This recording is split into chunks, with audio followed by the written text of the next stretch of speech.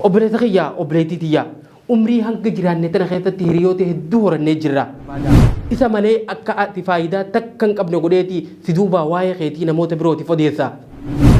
Kuma afeerraa keenya dhufee rakkoo keenya baqaturraa tokkicha yeroo hunda nuuf argamuutu harka dhibba nuuf caalaa qofa qabaadhu. Hiriyaan dhugaa yoo jiraate kan guyyaa gammachuu qofaa osoo hin taane kan guyyaa gaddaates waliin jiru. Akka ati isaan malee nama biraa hiriyaa godhachuu hin dandeenye godhaniiti yaadan hiriyoonni sobaa. Mee amma immoo hiriyoota keenya keessaa hiriyaan sobaa eenyu akka ta'e beekuuf amaloota hiriyaa sobaa kurnan armaan gadii kana halaalluuti sirriitti na hordofi.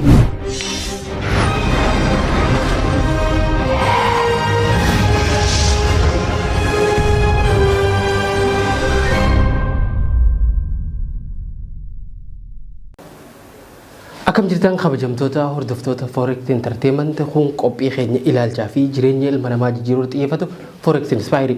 Qophii keenya irraatiin waa'ee hiriyaa dubbanna. Hiriyaa keessaa ammoo waa'ee hiriyaa sobaa bal'inaan kaafna. Hiriyaa sobaa jechuun maali? Ati hiriyaa ni qabdaa? Yoo qabaatte hiriyaa dhugaati moo sobaati? Akkamitti addaan baaftee beekuu dandeessa? Hanga dhuma qophii kanatti yoo qaamaaf qalbiin nafaana turte waan hedduu addaan baafatta. Qopheessee dhiyeessaan qophichaa Ambirraa Jamaali.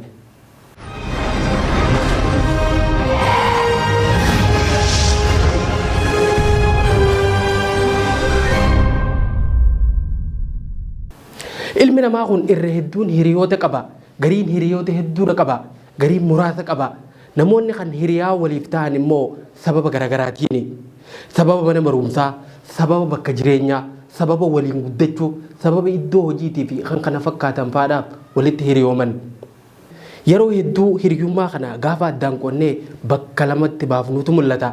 Hiriyaa sobaatii fi hiriyaa dhugaa yeroo jedhamu hundi keenya dhageenye beekna. Gosoota lamaan keessaa har'a hiriyaa sobaa fudhanneeti kutaa kana keessatti waliin ilaalla. Hiriyaan sobaa kan akkamii? Garaagarummaan inni hiriyaa dhugaatiin qabu maali? Hiriyoonni amma nu marsanii jiranoo hiriyoota sobaati moo kan dhugaati? Mallattooleen hiriyaa sobaa ittiin addaan baafnu maali laata? Gaafilee kana hunda deebisaa isaanii laachuuf qophooyneeti as jirra. Sirriitti na dhaggeeffadhu. San duratti garuu akka ka'umsaaf nuuf ta'uuf seenaa ajaa'ibaa tokko sitti hima. Dargaggeessa abbaan isaa isa qofa qabuu fi hedduu wal jaalatan tokkotu ture. Abbaan isaa yeroo hunda fakkeenyaan waa isa barsiisu ture. Dargaggeessi kun hojii isatti nama milkaa'aa fi hedduu biiziidha ture. Osuma hojiin itti heddummaattuu gaaf tokko akka fuudhuu barbaadu abbaa isatti himate. Abbaan isaatis hedduudha gammade. Dargaggeessi kun intala hedduu jaalatu akka qabuu fi yeroo murtaa'e booda haadha manaa isaa godhachuu akka qabu itti hime. Yaaddoon isaa garuu waan tokko ture. Innis yeroo waan hin qabneef akkamiin akka qophii aruuzee isaa san xumuratu yaaddoo itti ta'e. Yaaddoo isaa kanas abbaa isaatiif hime. Abbaan isaa waan hundaa'uu salphatti akka isaaf xumuruu fi yeroo hunda akka isa wajjin jiru itti hime. Mucaan kun hedduudha gammade. Dhumarratti guyyaa cidha isaa san hiriyoota isaa akka isaan hafan hin barbaanne fi hedduu jaalatu akka qabu abbaa isatti dhaammate. Akka abbaan isaa yaamuufis maqaa fi lakkoofsa bilbilaa isaanii toora galchee kan namoota 50 itti kenne. Qophiin hundi dhumee guyyaan cidha isaatis gahe. Hiriyoota isaa waliin seenaa dheeraa qaban wajjin nyaatanii wajjin dhugan karaa dheeraa waliin deemanii fi gatii guddaa waliif baasaa turan warra waadaa baay'ee waliif seenuun irbuu qaban eeguun ittuma fufe. Namni galma guddaa cidhaaf qophaa'e keessatti argame garuu namoota 50 keessaa 16 qofa turan. Dargaggeessi kun abbaa isaa bira dhaqee abbaa kiyya hiriyoota kiyya naaf yaamtee jee gaafate. Abbaan isaatis ilma kiyya siif yaamee jeen. Gurbaanis ani akka ati isaa yaamtuufin maqaa fi bilbila hiriyoota kiyyaa 50 kenne kan dhufe garuu nama 16 qofa akkamitti hiriyoonni kiyya yaamamanii cidha kiyyarraa hafan jee aare. Abbaan isaatis ani nama 50 siif yaame kan inni isaa yaame garuu cidhaatu jira jee osoo hin taane rakkoo hamaa keessa seenee jira. Isiniin ala nama yaammatu akka hin qabne natti himate. Rakkoo hamaa isa mudate kana keessatti ammoo gargaarsa keessan barbaadaati. Dafaa dhaqqabaa jeetiin yaame. Kanaaf hiriyoonni kee warri dhugaa warra rakkina kee keessatti isa dhaqqabuuf dhufe kana waan ta'eef hundi isaanii as jiran. Warra kaan ammoo ati bilbilii fi cidhan qabaa nyaataa fi dhugaatiin qopheessee jira. Kanaafuu koottaa waliin nyaannee dhuynee gammannaa jeetii yaamanii dhufanii jee deebiseef. Obboleessa kiyyaa obboleettii tiyyaa umrii hanga jiraanne tana keessatti hiriyoota hedduu horannee jirra.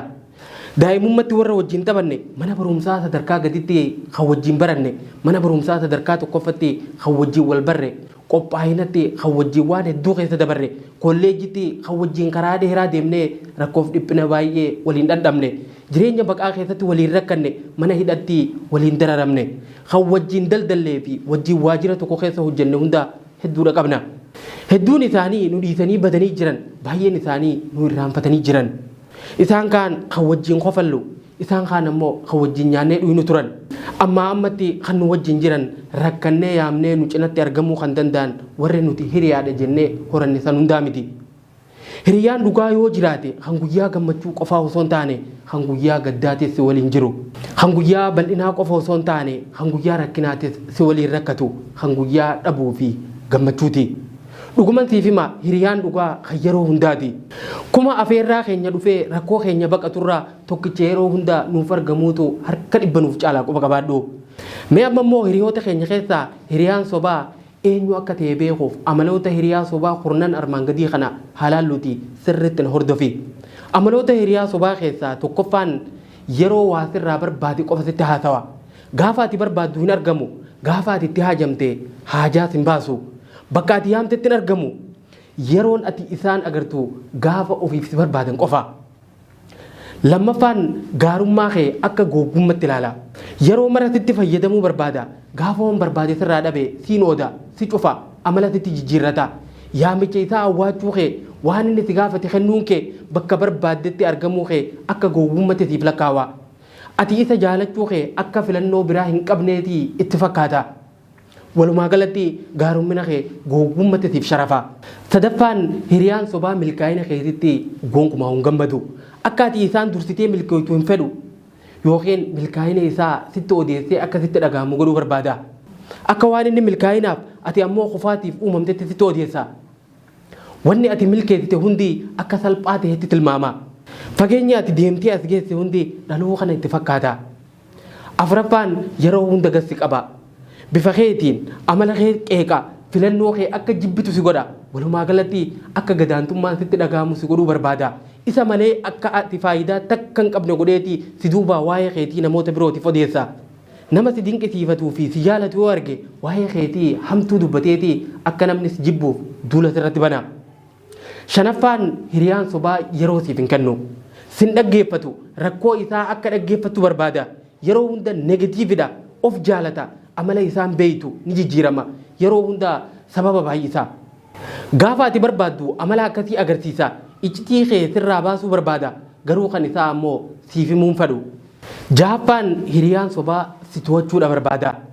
Waan uffachuu qabdu waan ati nyaachuu qabdu eenyu waliin akka dubbachuu fi deemuu hin qabne sitti hima.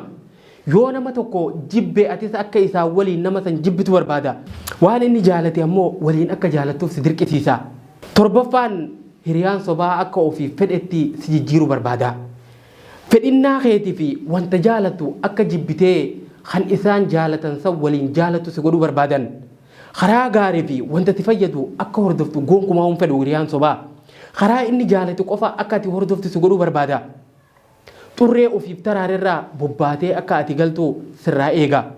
Saddeettaffaan waa'ee nama biraa jibbaa fi oduu sobaati facaasa. Kana jechuun sirrattis akkasuma duuba kee deemeti waa'ee kan kee xureessee haasa'uu barbaade jechuudha. Waan ati iccitiidhaan itti himte si duubaa deebi'eetti nama birootiif odeessa. Dafee sitti mufata dafee ammas deebi'ee sitti araaramuu barbaada. Saglaffaan hiriyaan sobaa yeroo hunda siin dorgoma. Yeroo ati waan haarawaa tokko goote inninis ni godha. Yoo siin dorgomuu hin dandeenye waan san akka ati jibbitu si godha. Garuma hundaanuu akka ati biraa jijjiiramtu gonkumaa siif hin ayyamu. Kurnaffaan waan hedduu akkasiif tahee fi tola akkasiif oolee sitti hima yookiin si duuba odeessa. Akka ati isaan malee nama biraa hiriyaa godhachuu hin dandeenye godhaniiti yaadan hiriyoonni sobaa. Waan ati argattee fi milkeessite hunda sababa isaa akka tahetti fakkeesseeti hima. Sababa isaa akka nama taate irra deddeebi'eeti sitti hima. Hiriyaan sobaa dhukkuba yeroo maraa sirraan fagaanne gufuu guddinaa fi milkaa'ina keetiiti. Tana sirriitti qoba qabaadhu. Egaa kabajamtoota hordoftoota Forex Entertainment qophiin keenya irraa hiriyaa sobarratti qopheeffanne kan hanga ammaa hordofaa turtan kana fakkaata. Qophii keenya itti aanuun hiriyaa dhugaa qabannee hanga walitti deebinutti hanga torbaanitti nagayanaaf qabaadha.